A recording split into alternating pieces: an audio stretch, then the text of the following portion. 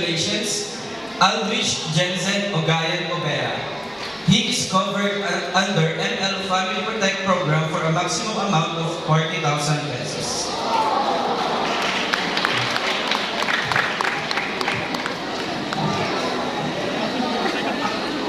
Akit na lang po sa stage po yung tatawag. Ayun ba?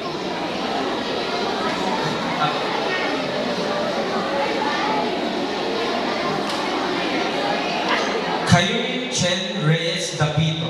She's covered for a maximum amount of 40,000 pesos.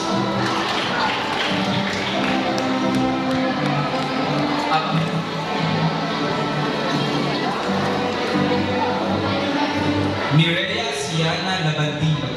She's covered for a maximum amount of 40,000 pesos.